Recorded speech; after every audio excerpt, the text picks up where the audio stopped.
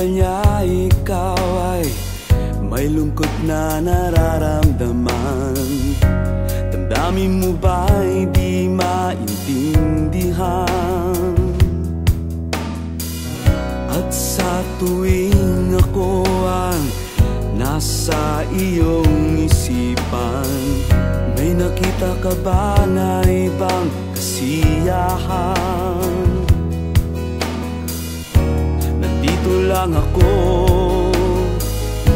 naghihintay sa'yo na mapansin ang aking damdamin, na para lang sa'yo